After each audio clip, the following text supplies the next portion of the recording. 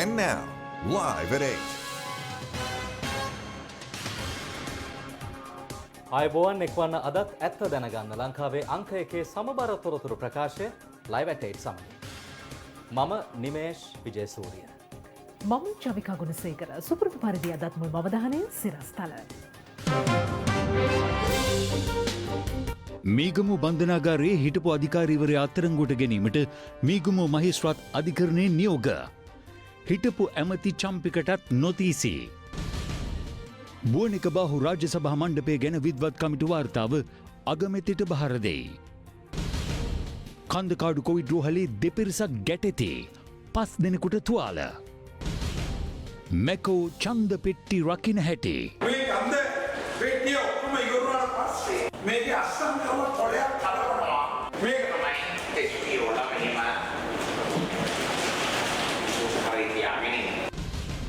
කහද වසද අද කහගුඩු වලට අපි හෝටල් වල භාවිත කරන මේ කෙපි කැල්ලේ.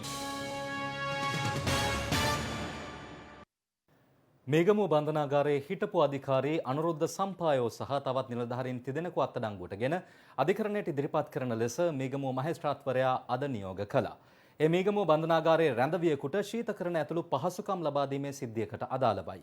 සැකකරු අත්අඩංගුවට ගැනීමට නියෝගයක් ගන්නා ලෙස රහස් පොලිසියට උපදෙස් ලබා දී තිබුණේ නීතිපතිවරයායි. මේගමුව බන්ධනාගාරයේ රඳවා සිටි මද්‍රව්‍ය ජාවාරම්කරුවෙකුට ශීතකරණයක් ඇතුළු පහසුකම් ලබා දීමේ සිද්ධියක් සම්බන්ධයෙන් එහි එවකට සිටි බන්ධනාගාර අධිකාරීවරයා ඇතුළු පිරිසකට චෝදනා එල්ල වුණා. ඒ අනුව ඔවුන්ට එරෙහිව දෙපාර්තමේන්තු මට්ටමින් පරීක්ෂණයක් සිදුවන අතර රහස් පොලිසියද පරීක්ෂණයක් ආරම්භ කළා. නීතිපතිවරයා ඊයේ රහස් පොලිසියට ලිඛිත උපදෙස් ලබා දී ඇත්තේ අදාළ බන්ධනාගාර අධිකාරීවරයා සහ තවත් බන්ධනාගාර නිලධාරීන් තිදෙනෙකු අත්අඩංගුවටගෙන අධිකරණයට ඉදිරිපත් කරන ලෙසයි. ඒ අනුව වැඩ තහනමට ලක්ව ඇති මීගමුව බන්ධනාගාර අධිකාරී අනුරුද්ධ සම්පායෝ මීගමුව බන්ධනාගාරයේ ප්‍රධාන ජේලර්වරුන් වශයෙන් කටයුතු කරන උපාලි සරත් බණ්ඩාර, නිශාන්ත සේනාරත්න යන අයවලුන් සහ මීගමුව බන්ධනාගාරයේ දෙවන පෙළ ජේලර් වශයෙන් කටයුතු කරන ප්‍රසාද් කාලිංග කළුවග්ගල යන අය අත්අඩංගුවට ගැනීම සඳහා වරෙන්තුවක් අධිකරණයෙන් ලබා ගැනීමට උපදෙස් ලබා දීමක් සිද්ධ වුණා. එසේම ඔවුන් අත්අඩංගුවටගෙන ඔවුන්ගෙන් ප්‍රකාශ සටහන් කර මහේස්ත්‍රාත් අධිකරණයට කරුණු වාර්තා කිරීමටත් එම සැකකරුවන් අධිකරණයේ හමුවට ඉදිරිපත් කරන ලෙසටත් වැඩිදුරටත් ගරු නීතිපතිතුමා විසින් අධ්‍යක්ෂ අපරාධ පරීක්ෂණ දෙපාර්තමේන්තුව වෙත උපදෙස් ලබා දීමක් සිද්ධ කළා. මේ අතර අපරාධ පරීක්ෂණ දෙපාර්තමේන්තුව විසින් තමන්ව අත්අඩංගුවට ගැනීම වැළැක්වීමේ නියෝගයක් නිකුත් කරන ලෙස ඉල්ලා මේගමුව බන්ධනාගාරයේ හිටපු අධිකාරී අනුරුද්ධ සම්පායෝ මහතා අද අභියාචනාධිකරණයට රිට් පෙත්සමක් ඉදිරිපත් කළා. එමගින් ඔහු පෙන්වා දුන්නේ රිමාන්ඩ් භාරයට පත්ව තිබූ රැඳවියෙකුට ශීතකරණයක් ලබා දීමේ සිද්ධියක් මුල් කරගෙන තමාව අත්අඩංගුවට ගැනීමට රහස් පොලිසිය උත්සාහ කරන බවට තමන්ට තොරතුරු ලැබී ඇති බවයි. එමෙන්ම තමන්ව අත්අඩංගුවට ගන්නා ලෙස නීතිපතිවරයා විසින් නියෝගයක් නිකුත් කිරීම වළකාලන ලෙසද එමගින් ඉල්ලා තිබුණා. අදාළ බන්ධනාගාර අධිකාරීවරයා වැඩිදුරටත් පවසන්නේ බන්ධනාගාර පනත අනුව සැකකරුවෙකුට ඉලෙක්ට්‍රොනික උපකරණයක් ලබා දීමට නීතිමය හැකියාවක් ඇති බවයි. මේ අතර මේගමුව බන්ධනාගාරයේ තාප්පයට ඉහළින් විසිකර තිබූ ජංගම දුරකථන 4ක් ගංජා සහ හෙරොයින් ඇතුළත් පාර්සලයක් හමු වී තිබෙනවා. ඒවා දැමූ පුද්ගලයන් සහ ඒවා ලබා ගැනීමට සිටි පුද්ගලයන් පිළිබඳව පුළුල් විමර්ශන ආරම්භ කර තිබෙනවා. මේ අතර පසුගියදා පාතාල සමාජිකයන්ගේ තර්ජනයට ලක් වූ බන්ධනාගාර නිලධාරීන්ට විශේෂ ආරක්ෂාවක් සැපීමට පියවරගෙන ඇති අතර බන්ධනාගාර බස් රථයකට ප්‍රහාර එල්ල කිරීමට කිසියම් පිරිසක් සැලසුම් කර ඇද්ද යන්න පිළිබඳවත් පරීක්ෂණ ක්‍රියාත්මකයි. මේ අතර ලබන 21 වෙනිදා අධිකරණයේ හමුවේ පෙනී ලෙසට හිටපු අමාත්‍ය පාටලී චම්පික රණවක මහතාට අද කොළඹ මහාධිකරණයෙන් සිතාසි නිකුත් කළා.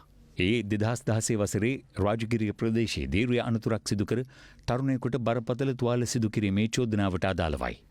ජීප් රථයක් අපරීක්ෂාකාරී ලෙස පදවා බරපතල රිය අනතුරක් සිදු කිරීම, එම රිය අනතුර පිළිබඳව පොලිසියට වාර්තා නොකර පලා යාම ඇතුළු චෝදනා කිහිපයක් යටතේ නීතිපතිවරයා විසින් චම්පික රණවක මහතාට එරෙහිව අධිචෝදනා ගොනු කර තිබෙනවා. COVID-19 රෝගීන් 16 දෙනෙකු අද සුවය ලැබීමත් සමග සුවය ලැබූ මෙරට සමස්ත රෝගීන් සංඛ්‍යාව 2064 දක්වා ඉහළ ගියා. මේ අතර කන්දකාඩු පුනරුත්ථාපන මධ්‍යස්ථානයේ පිහිටි COVID-19 විශේෂ ප්‍රතිකාර මධ්‍යස්ථානයේ ඇති වූ ගැටුමකින් රැඳවියන් 5 දෙනෙකු තුවාල ලබා තිබෙනවා. අද දිනේ COVID-19 එක් රෝගියෙකු මෙරටින් වාර්තා වූ අතර ඒ අනුව මෙතෙක් වාර්තා වී ඇති සමස්ත රෝගීන් සංඛ්‍යාව 2731ක්.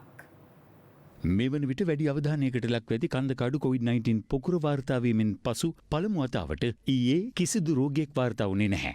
මහජන සෞඛ්‍ය පරීක්ෂකවරුන් වෘත්තීය ක්‍රියාමාර්ගයක නිරතව සිටියද ඔවුන්ගේ සහාය නොමැතිව ඊයේ දිවයිනේ ප්‍රදේශ කිහිපයක PCR පරීක්ෂණ පැවැත්වුණා. ඊයේ දිනේ පමණක් PCR පරීක්ෂණ 2158ක් සිදු කර ඇති අතර ඒ අනුව මෙරට තුළ සිදු කර ඇති සමස්ත PCR පරීක්ෂණ සංඛ්‍යාව 1,43,673ක්. කන්දකාඩු පුනරුත්ථාපන කඳවුර ආශ්‍රිතව ඒ රෝගීන් ආගියතෙන් ඔවුන් සමග සම්බන්ධතා පවත්වපු අය ළඟ ආශ්‍රිතයින් 8148ක් මේ වන විට පරීක්ෂාවට ලක් කරලා තිබෙනවා. කන්දකාඩු පුනරුත්ථාපන කඳවුර ආශ්‍රිතව මේ තිබෙන පොකුරෙත් සමාජය තුළ පැතිරවීම අපි බොහෝ දුරට පාලනය කරලා අපේ පාලනයට නතු කරගෙන තිබෙනවා. තමන්ට නිසි නීතිමය බලතල පවරා දෙන ලෙස ඉල්ලමින් මහජන සෞඛ්‍ය පරීක්ෂකවරුන් වසංගත රෝග රාජකාරී වලින් ඉවත් වී අදට දින 7ක්.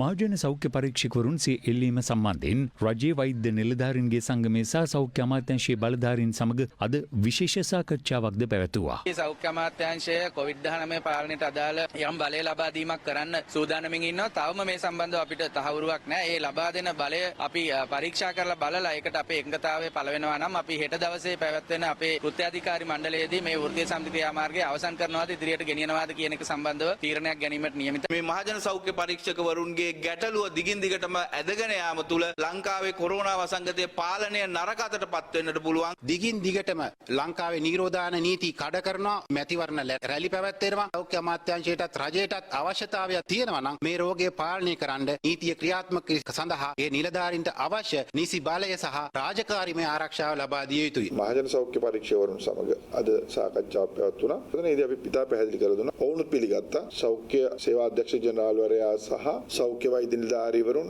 අතිරේක සෞඛ්‍ය වෛද්‍ය නිලධාරීවරුන් කියන අයගේ මඟ පෙන්වීම සහ නායකත්වයේ යටතේ ඔවුන් සේවාවන් සැපයීම සඳහා බැඳිලා ඉන්නවා කියන එක. ඔවුන් අපිට පෙන්වලා දීපු කාරණා තමයි ඔවුන් මේ කියන ක්‍රමවේදය වැඩ කරන්න කැමති. හැබැයි ඔවුන්ට නීතිමය බලයක් නැහැ කියන එක. ඒතර අපි පෙන්වලා දුන්නා ලබා දී දෙන චක්‍රලේඛවල යම් ඒ බලතල පැවරීමක් සිද්ධ වෙලා තියෙනවා කියන එක.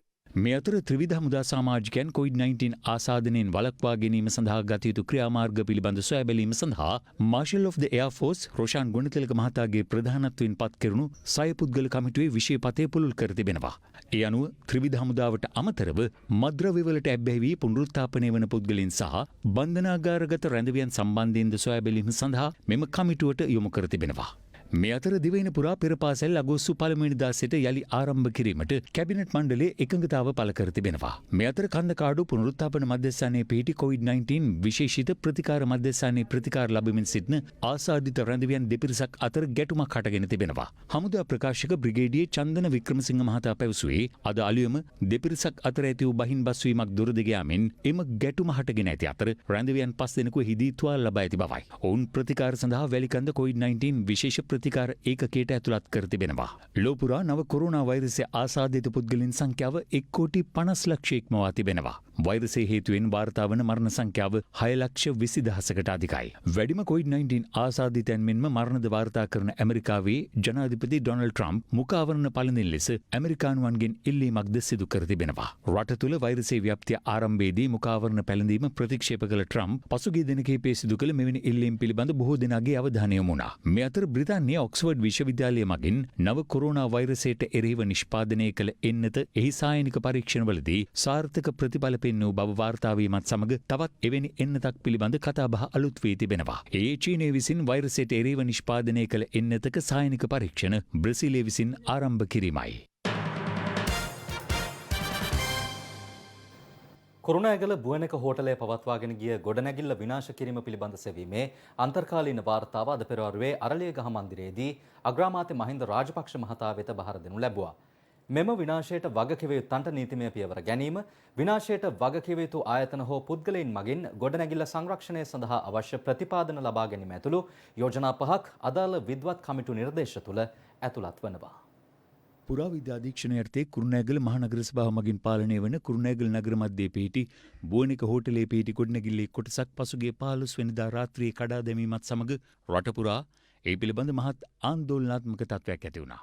එලෙස කඩා දෙමනු පුරාවිද්‍යා භූමිය නිරීක්ෂණය කිරීම සඳහා මහා සංඝරත්නය සහ දේශපාලනඥයින්ද පසුගිය දින කිහිපයේදීම එම ස්ථානයට පැමිණියා. එම ගොඩනැගිල්ල කඩා දැමූ බවට දැනට චෝදනා එල්ලවන කුරුණෑගල මහනගර සභාවේ නගරාධිපති තුෂාර සංජීව මහතා දිගින් දිගටම පැවසුවේ අදාළ ගොඩනැගිල්ලේ පුරාවිද්‍යාත්මක වටිනාකමක් නොමැති බව හා අදාළ ගොඩනැගිල්ල මෑතකදී පිළිසකර කරනු ගොඩනැගිල්ලක් බවයි. මේ තියෙන දෙවෙනි බුණාක මහරජතුම හදපු දංකොටේ උළු 1993 කෙසේ වෙතත් පුරාවිද්‍යා අධ්‍යක්ෂ ජෙනරාල් ආචාර්ය සෙනරත් දිසානායක මහතා අවස්ථා කිහිපයකදීම අදාළ ගොඩනැගිල්ල පුරාවිද්‍යාත්මක වටිනාකමක් සහිත ස්ථානයක් බවට තහවුරු කෙරුණා. මෙලෙස පරස්පර මත පළවන පසුබිමක අග්‍රාමාත්‍ය මහින්ද රාජපක්ෂ මහතා සිද්ධිය සම්බන්ධයෙන් විද්වත් කමිටු වාර්තාවක් කැඳවීමට තීරණය කළා. අදාළ අවසන් වාර්තාව තව දින කිහිපයක් පමාවනු ඇති බව පුරාවිද්‍යා අධ්‍යක්ෂ ජෙනරාල්වරයා මීට පෙර පැවසූ අතර අද එහි අන්තර්කාලීන වාර්තාව අග්‍රාමාත්‍යවරයාට බාර දෙනු ලැබුවේ අරලිගහ මන්දිරයේදී. අදාළ අන්තර්කාලීන වාර්තාවෙන් යෝජනා 5ක් ඉදිරිපත් කර ඇති අතර ගොඩනැගිල්ල ඉදිරිපස කොටසේ හානි සිදුවී ඇත්තේ පියස්සේ කොටසකට හා ජනේලවලට බැවින් එම කොටස් පුරාවිද්‍යාත්මකව සංරක්ෂණය කිරීමේ හැකියාව පවතින බව මූලික යෝජනාවෙන් සඳහන් කර තිබෙනවා.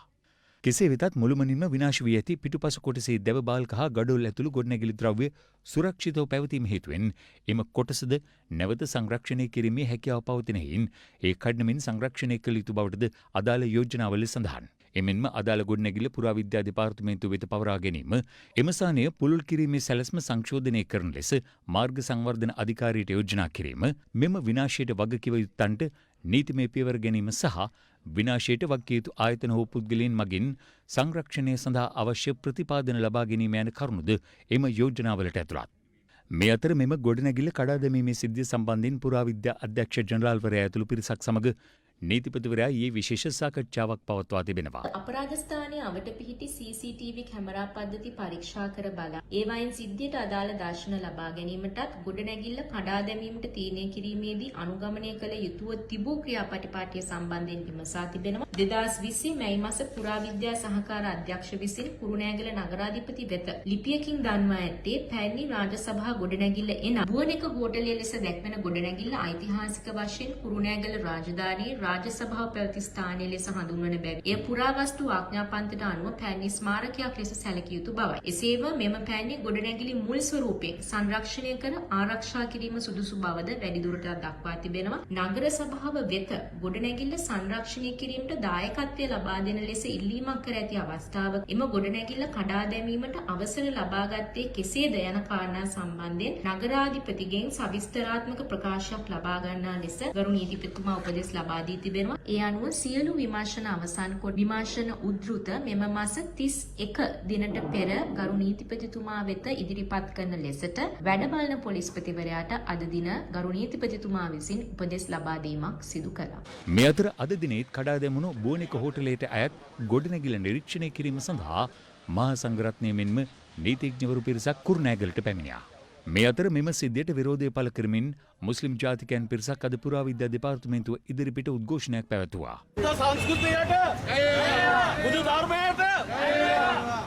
සමගි ජනබලවේගී අපේක්ෂකයන් ඇතුළු ආධාරකරුවන් පිරිසක් ලිප්ටන් වටරවුමේදී අද උද්ඝෝෂණයක් පැවැත්වුවා.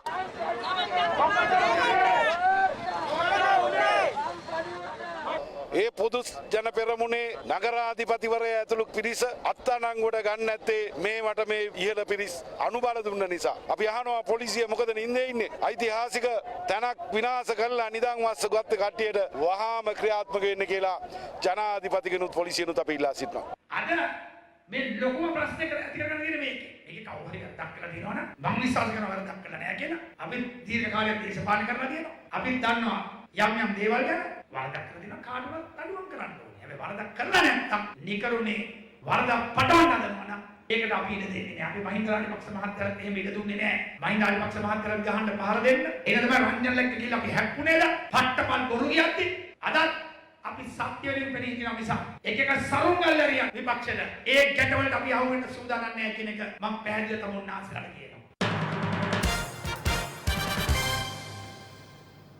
ත්‍රස්තවාදයෙන් රට මුදවාගත් සේම මත් උවදුර තුලන් කළ රටක් අනාගත දරු පරපුරට දායාද කරන බවට ජනාධිපති ගෝඨාභය රාජපක්ෂ මහතා අද සහතික වුණා. ගම්පහ දිස්ත්‍රික්කයෙන් තරඟ වදින පොදු ජන පෙරමුණේ අපේක්ෂකයන්ගේ ජය තහවුරු කරන ජනහමුවකට අද කිරිබත්ගොඩදී සහභාගී වෙමින් ජනාධිපතිවරයා මේ බව සඳහන් කළා. Sri Lanka's choice. General Elections 2020. පොදුජන පෙරමුණෙන් මෙවර මහමැතිවරණයට තරම් කරන අපේක්ෂකයන්ගේ ජය තහවුරු කිරීම වෙනුවෙන් අද ජනාධිපති ගෝඨාභය රාජපක්ෂ මහතා ගම්පහ දිස්ත්‍රික්කයේ ජනහමු කිහිපයකට එක්වුණා.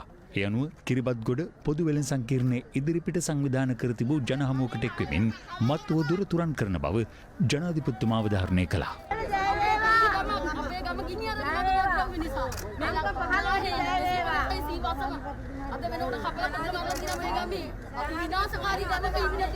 ගංවතුරට ගොදුරු වන පෑලියගොඩ ප්‍රදේශවාසීන් වෙනුවෙන් මහල් නිවාස සංකීර්ණයක් සහ පෙතියාගොඩ පොම්පාගාරය ඉදිකරන ලෙස ජනතාව කළ ඉල්ලීමට ජනාධිපතිතුමන්ගේ අවධානය යොමු වුණා.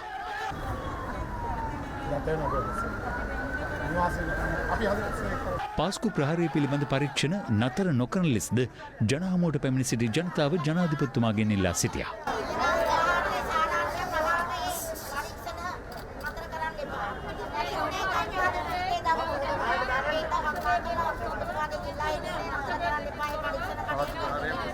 මේ අතර නිසි නඩත්තුවක් නොමැතිවීමෙන් විනාශයට පත්ව ඇති සියඹලාපිය හන්දිය අසල ව්‍යායාම මංතීරුව ජනාධිපතිතුමාගේ නිරීක්ෂණයට ලක් වුණා.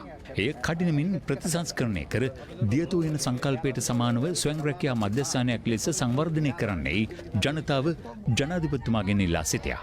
එමෙන්ම බියගම වඩුවේගම සහ කොට්ටුන්න වැව් ප්‍රතිසංස්කරණය කිරීම පිළිබඳවත් බියගම සියඹලාපිය හන්දියේ සංවිධානය කර තිබූ ජනහමුවට සහභාගී වූ ජනාධිපතිතුමාගේ අවධානයට ලක් කෙරුණා.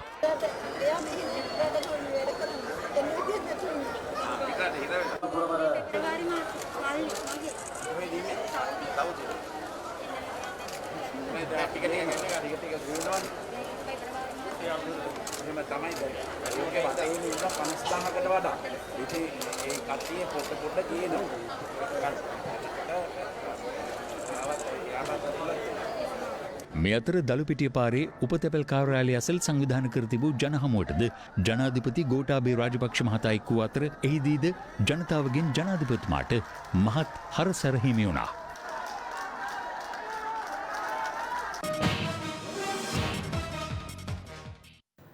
යහපාලන රජය විසින් රටේ සම්පත් විකුණා දමමින් සංවර්ධනය අඩාල කළ බව අග්‍රාමාත්‍ය මහින්ද රාජපක්ෂ මහතා පවසනවා. අද හෝමාගම පැවති ජනහමුවකට එක්වෙමින් අග්‍රාමාත්‍යවරයා මේ බව සඳහන් කළා. මේ අතර අද උදැසන අග්‍රාමාත්‍යවරයා මහනුවරට පැමිණියා. අග්‍රාමාත්‍ය මහින්ද රාජපක්ෂ මහතා අද උදැසන මහනුවර ඓතිහාසික දළදා මාලිගයට පැමිණ දළදා සමිඳුන් වැඳ ආශිර්වාද ලබා ගත්තා. අද සවස අග්‍රාමාත්‍යවරයා හෝමාගමට පැමිණ අමාත්‍ය බන්දුල ගුණවර්ධන මහතා සංවිධානය කළ ජනහමුවකට එක්වුණා. එක්සත් ජාතික පක්ෂ ආණ්ඩුව ආවට පස්සේ තමුන්නාන්සේලා දන්නවා 2015 රටට වෙච්ච වින්නය. අපි රටක් සංවර්ධනය කරා. ඒ දියත් කරපු වැඩපිළිවෙල 2015 පස්සේ නතර වුණා. සංවර්ධනය සම්පූර්ණම රට තුල නතර වුණා. ඒ කාලය තුල අපි සංවර්ධනය කරපු දේවල් විකුණන්න පටන් ගත්තා. වරායක් ගුවන්තොටුපොළ අලුතෙන් හැදුවම අපි ඒ වරාය අවසානයේ විකුණලා දැම්මා. අපිට යාන්තම් ගුවන්තොටුපොළ විකුණ ගන්න ඒ කට්ටියට පනත් සම්මත කරගන්න බැරි වෙච්ච හින්දා ඒක විකුණ ගන්න බැරි වුණා. ගිහිල්ලා ජනාධිපතිවරයාත් මාත් ඉන්දියාවට ගිය අවස්ථාවවලදී ඉන්දියානු අගමැතිවරයාට කියලා ඒ කටයුත්ත බේරගත්තා. ඉතින් අපේ රටේ සම්පත් ටික විකුණන්න හැමදාම එක්සත් ජාතික පක්ෂ ආණ්ඩුවක් කටයුතු කරා. අද ඒ කටයුතු කරපු නිසා තමයි අද අපිට විශාල සම්පත් ප්‍රමාණයක් අපිට නැති වුනේ. අපි කොළඹ වරාය නගරයක් හදන්න අලුත් වැඩපිළිවෙලක් සකස් කරලා මූද පළවෙනි වතාවට ගොඩ කරලා මම හිතන්නේ හාමුදුරනේ මූද ගොඩ වුණ පළවෙනි වතාව ලංකාවේ. අද තාම නගරය හැදෙන අවුරුදු දෙකක් නාත්තලා තිබුණා. ජනාධිපතිවරණයට එන්න ඉස්සෙල්ලා පළාත් සභාව තියන්න තිබුණා. පළාත් සභාව මැතිවරණය තිව්වේ නැහැ. ප්‍රාදේශීය සභාව මැතිවරණය පරක්කු කරා. පරක්කු කරලා තමයි ඒකත් තිව්වේ. ඒක අපේ ජයග්‍රහණයත් එක්ක පළාත් සභාව කල් දැම්මා. අද සමහරු කියනවා එයාලටත් පුළුවන් අපිටත් පුළුවන් ගෝඨාභයත් එක්ක වැඩ කරන්න කියලා. නමුත් ඒ කට්ටිය මීට මාස කිහිපයකට උඩද කිව්වේ ඒක අනිත් පැත්ත. ඒ වැඩ කරන්න පුළුවන්කම තියෙන අපිට. රට මුහුණ දී ඇති ආර්ථික අර්බුදයට මුහුණ දීම සඳහා ආණ්ඩුව රජය සතු බැදුම් කර ඇමරිකානු මහ බැංකුවට උගස් කිරීමට සූදානම් වන බව එක්සත් ජාතික පක්ෂ නායක රනිල් වික්‍රමසිංහ මහතා පවසනවා. ඔහු පෙන්වා දෙන්නේ මගින් ආණ්ඩුව ඩොලර් මිලියන 10ක මුදලක් ලබා ගැනීමට උත්සාහ කරන බවයි. ඊයේ රත්නපුරදී පැවති ජනහමුවකට එක්වෙමින් රනිල් වික්‍රමසිංහ මහතා මේ බව ප්‍රකාශ කළා. මෙවර මහමැතිවරණයට එක්සත් ජාතික පක්ෂයෙන් තරඟ වැදී සිටින අපේක්ෂකයින්ගේ ජය තහවුරු කිරීම වෙනුවෙන් මේ ජනහමුව පැවැත්වුණේ රත්නපුර වෙරළූප මන්සන්දිය අසලදී. අද ලංකාවට කිසිම ආධාරයක් නැහැ. දැන් මොකද්ද කතා කරලා තියෙන්නේ? විසඳුමට කියනවා ඇමරිකාවේ මහ බැංකුවෙන් රීපෝ කිවිසමකට යන්න පුළුවන් කියලා. ඒ මොකද්ද කියන්නේ? අපිට ඇමරිකාවේ තියෙනවා සුරකුම්පත් ඩොලර් මිලියන 4500ක් තියෙනවා. අපි මේක ඇමරිකාවේ මහ බැංකුවට බාර දුන්නාම අන්න එතනින් තමයි අපිට ඩොලර් මිලියන 1000ක් දෙන්නේ. මේක උගස් තියෙන එක. ඒ විතරක් නෙමෙයි. මම දන්නවා දැන් එකක වෙලා තියෙනවා MCC ගිවිසුම අත්සන් කරන්න. ඒක විතරක් නෙමෙයි. මම කිව්වන් පස්සේ අපි ජාත්‍යන්තර මූල්‍ය අරමුදලට යනවා කියලා දැන් එතෙන්ටත් ගිහින් කතා කරනවා. ඡන්දයෙන් පස්සේ අපිට පුළුවන් ද ඕනෑම කොන්දේසියකට එකඟ වෙන්නම් කියලා. මේ අතර එක්සත් ජාතික පක්ෂයේ උපනායක රවී කරුණානායක මහතා සහභාගී වූ තවත් ජනරලියක් අද බිබිල ප්‍රදේශයේදී පැවැත්වුණා.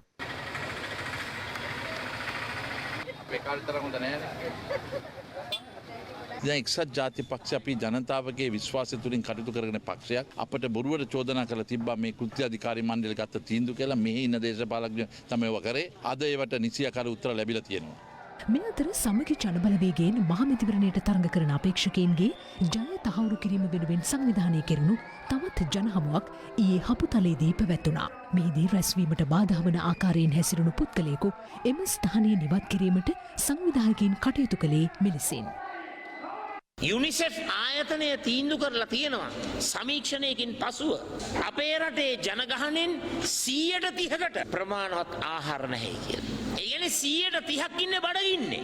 මොකද්ද මේ ආණ්ඩුව බඩගින්නේ ඉන්න ජනතාවට කරන්නේ? කිසිම වැඩපිළිවෙලක් නැහැ. ආර්ථිකය ගොඩ නගන්නට නම් මුළු ලෝකයේම මේ වන විට අනුගමනය කරන වැඩපිළිවෙල ජනතාවගේ අතට මුදල් ලබා දී. ඇමරිකා එක්සත් ජනපදයේත් ඒක කෙරෙනවා. මහා බ්‍රිතාන්‍යයේත් ඒක කෙරෙනවා. බංග්ලාදේශෙත් ඒක කෙරෙනවා. ඉන්දියාවෙත් ඒක කෙරෙනවා. නොකෙරෙන එකම රට ශ්‍රී ලංකාව. මැතිවරණ කාල සීමාව තුළ ජනතාවට සහන ලබා නොදෙන ආණ්ඩුව මැතිවරණයෙන් පසුද සහන ලබා දීම පිළිබඳ බලාපොරොත්තු තබාගත නොහැකි බව ජාතික ජනබලවේගයේ නායක අනුර කුමාර දිසානායක මහතා පවසනවා. බත්තරමුල්ලේ පැවති ජනහමුවකට එක්වෙමින් ඔහු මේ බව සඳහන් කළා. සාමාන්‍යයෙන් ආණ්ඩුවක හොඳ ළමයාගේ භූමිකාවට පනපුවන කාලේ තමයි මැතිවරණ කාලය කියලා කියන්නේ. සාමාන්‍ය පොදු ජනතාව ඇතුළේ තියෙනවා ඡන්ද කිප්පි බඩු මිල අඩු වී වගේ. අපරාධකරුවන්ට නඩුවක් හරි පවරයි වගේ. සාමාන්‍ය හොඳ දෙයක් සිද්ධ වී වගේ. හැබැයි ඡන්ද කාලේ සිදුවීමින් තිබෙන දේ කුමක්? සාමාන්‍ය ජනයාගේ අත්‍යවශ්‍ය භාණ්ඩ වලට විශාල ලෙස බදු පවරන කාලය. බදු පටවපු කාලය. නීතිය පිළිබඳ කිසිදු සැලකිල්ලක් නොකොට ජාත්‍යන්තර රතු වරෙන්තුකරුවන් සතියක් රිමාන්ඩ් එකේ ඉඳලා කුරුණෑගල ඡන්ද වේදිකාවට නගින කාලේ. උදයන්ග වීරතුංග. මේ මැතිවරණ කාලේ. කොරෝනාවලදී සෑම පුරවැසියන්ටම තිබුණු නීතිය තොණ්ඩමන්ට අදාළ නොවන කාලේ. ඡන්දයක් අභිමුව තියාගෙන පාලනය හැසිරෙන්නේ මෙසේනම් ඡන්දෙන් පස්සේ කවර දිශාවකට ගමන් කරයිද කියන සංඥාව අපි ඉදිරිපිට තබා තිබෙනවා. උණුසුම් වන දේශපාලන වේදිකාවේ පක්ෂ විපක්ෂ දේශපාලනඥයින් දැක්වූ අදහස් දකිමු දැන්.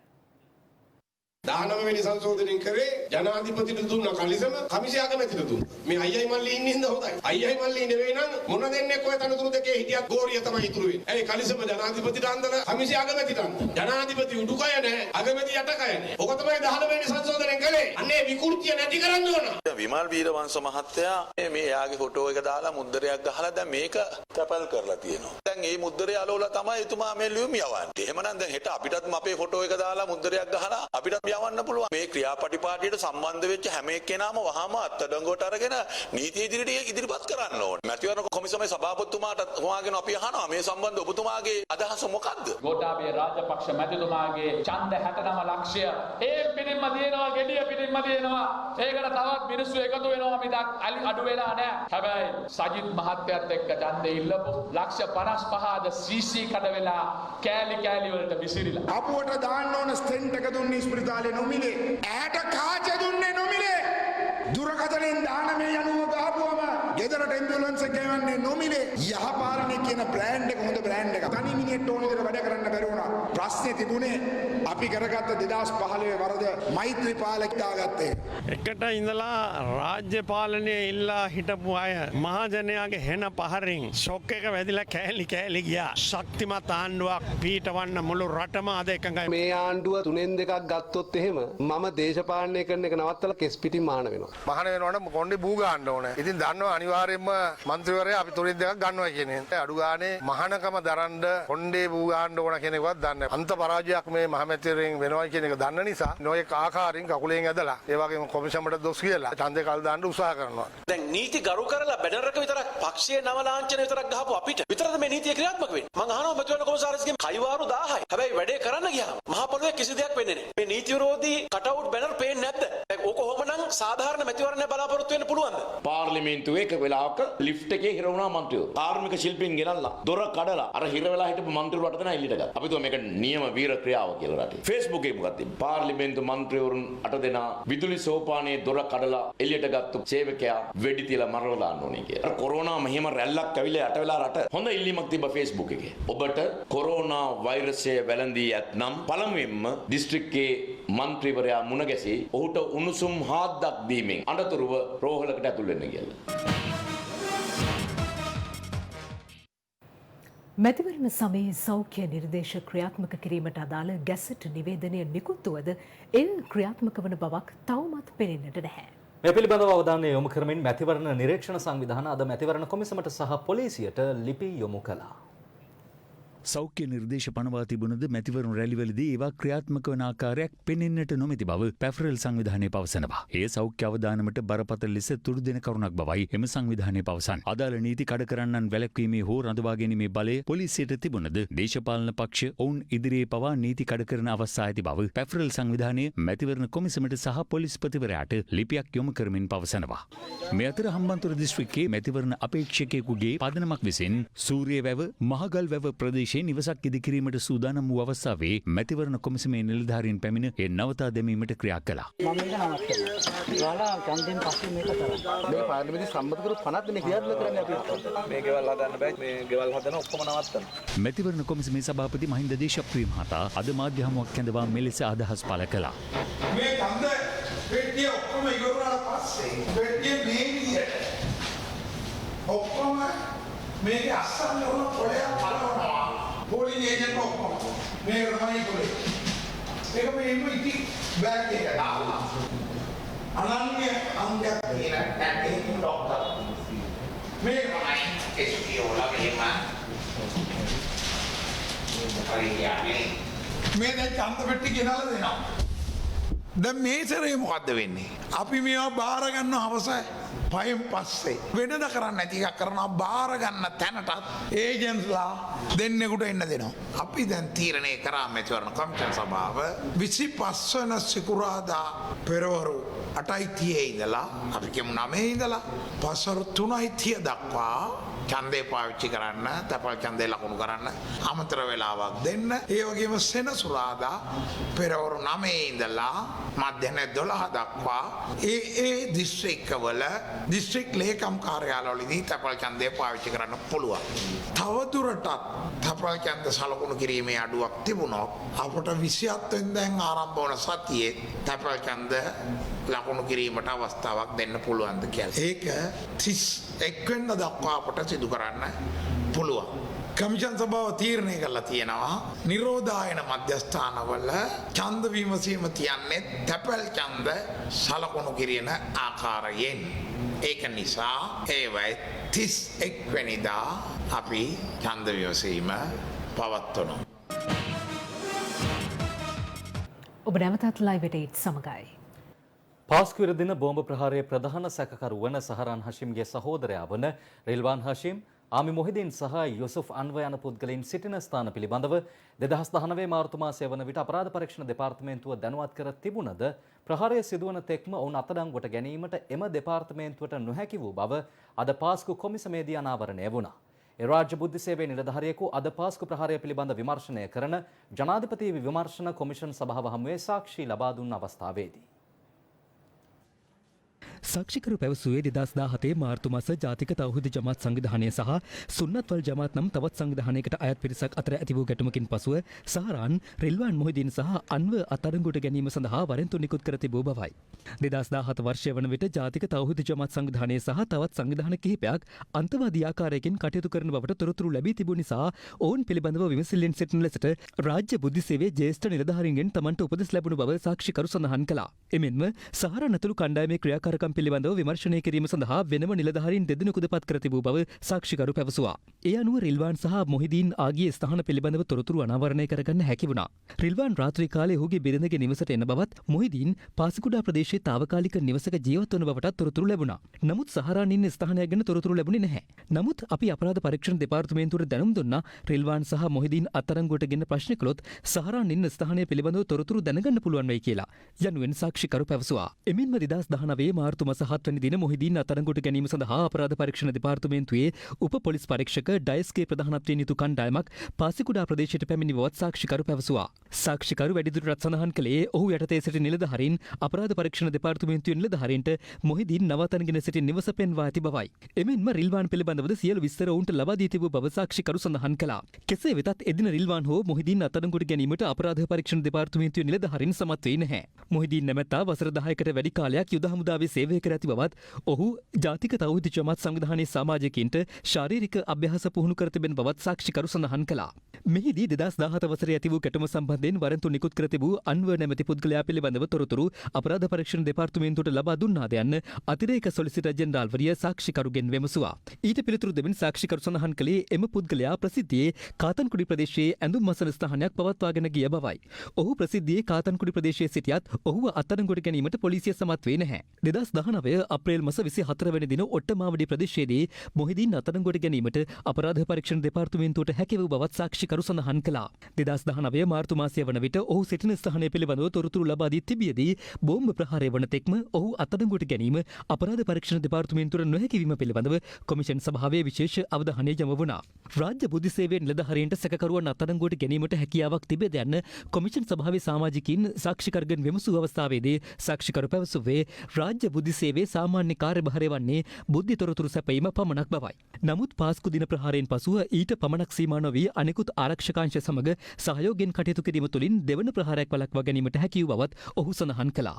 මේ අතර ත්‍රිකුණාමලය ප්‍රදේශයේ සහරාන් හෂීම් විසින් සිය අනුගාමිකයින්ට අවිපුහුණුව ලබා දීම සඳහා යොදාගත් පුහුණු කඳවුරක් පාස්කු ඉරිදා දින බෝම්බ ප්‍රහාරය සම්බන්ධයෙන් විමර්ශනය කරන ජනාධිපති පරීක්ෂණ කොමිෂන් සභාවේ විමර්ශන නිලධාරීන්ගේ පරීක්ෂාවට අද ලක් වුණා. ත්‍රිකුණාමලය තෝපූර් ප්‍රදේශයේ පිහිටි මෙම ස්ථානය සහ සාම්පූර් ප්‍රදේශයේ පිහිටි සහරාන් ඇතුළු කණ්ඩායමට අයත් අවි ආයුධ ගබඩා කර තිබූ බවට සැක කෙරෙන මෙම ස්ථානය අපරාධ පරීක්ෂණ දෙපාර්තමේන්තුව විසින් හඳුනාගනු ලැබුවේ පසුගිය අප්‍රේල් මාසයේ. මෙම කඳවුරු තුළ මූලික අවිපුහුණුව ලබා දී ඇති බවට තොරතුරු අනාවරණය වී තිබෙනවා. ඔබ නවතත් ලයිව් ඇටේට් සමගින්. උපෙන්න සහතිකයෙන් ජාතිය සඳහන් තීරයේ මින් ඉදිරියට ශ්‍රී ලාංකික යනුවෙන් පමණක් සඳහන් කිරීමට තීරණය කර තිබෙනවා. ඊට අමතරව එහි මව්පියන් විවාහකද යන තීරුවද ඉවත් කිරීමට පියවරගත් බව රෙජිස්ට්‍රාර් ජෙනරාල් දෙපාර්තමේන්තුව ප්‍රකාශ කරනවා. දැන් රටවටින් අටට. රටවටින් අටට. බිබිල මූලික රෝහලේ ඇති එකම විදුලි සෝපානය ක්‍රියාවිරහිත වී අදට දින 61ක් ගතව ඇතත් තවමත් ඊට විසඳුම් ලබා දීමට බලධාරීන් අපොහොසත් වී ඇති බවට රෝහල් කාර්ය මණ්ඩලය චෝදනා කරනවා. ඔවුන් පවසන්නේ මේ හේතුවෙන් රෝගීන් මෙන්ම රෝහල් කාර්ය මණ්ඩලයේද දැඩි අපහසුතාවයට පත්ව ඇති බවයි. මේ හැකියක්මනින් පිළිසකර නොකළහොත් රෝගීන්ගේ ජීවිත පවා දැඩි අවදානමකට ලක්වන බවත් රෝහල් කාර්ය මණ්ඩලය පෙන්වා දෙනවා. අද සිට යළිත් තවත් වැඩවර්ජනයකට එළඹෙන බව ශ්‍රී ලංකා වරාය අධිකාරිය වෘත්තීය සමිතිය සඳහන් කරනවා. කොළඹ වරායේ නැගෙනහිර පර්යන්තය වරාය අධිකාරිය පරිපාලනය යටතේ මෙහෙයුම් කටයුතු ආරම්භ කරන බවට රජය සහතික වන තුරුම අකණ්ඩව මෙම විරෝධතාවයන් සිදු කරන බවයි වෘත්තීය සමිති සභාපති ලාල් බෙංගමුගේ මහතා ප්‍රකාශ කළේ. අද දහවල් වරාය චෛත්‍ය ඉදිරියේ සිට මෙම විරෝධතාව ආරම්භ කළ අතර එම අවස්ථාවට පූජ්‍ය ඇල්ලේ ගුණවර්ෂ හිමියන්ද වැඩම කර සිටියා.